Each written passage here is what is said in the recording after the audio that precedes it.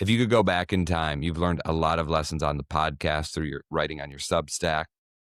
Life lessons. Life is hard, man. You burned the boats. You literally left your job to start your podcast. We didn't even get into that today.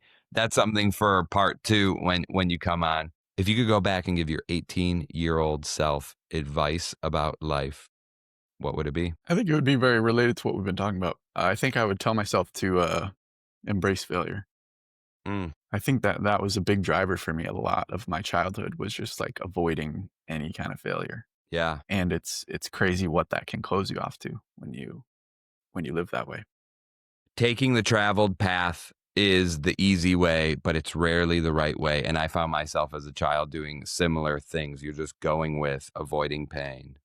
And it's the path less traveled. That is where a lot of the fruit is. I love that. All right, the willpower. Dude, thank you for coming on. What a joy. Where can people find you? They want more. They can go to the Willpower Podcast, get our show, and so many other. I think you have over 75 episodes now. You were number 75. Yep. So we just passed it. I love that. Where else can they find you? Grooves on the App Store, Google or Apple. What else? What else you got out there?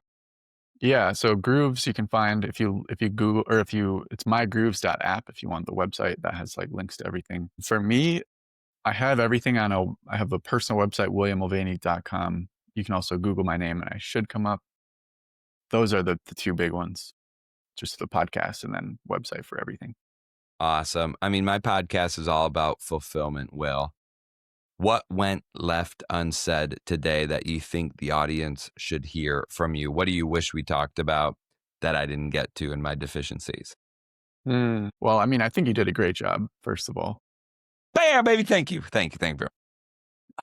I think for fulfillment, so this is something that comes up in my life very frequently, and it's surrounding just living in the modern world. And I think this is something that comes up more and more often. So this is not like a new thing that I'm saying, but the fact that we have access to so much entertainment, so much enjoyment, so much easy pleasure in general, whether it's food, entertainment, pornography, like all those things are just like the easy ways to have a certain feeling that you want. And I think that there are a lot of dangers to that we don't recognize. And so sometimes fulfillment isn't something you add on. It's actually something that you take away. Yo, I love a good paradox. And that to me feels like a paradox.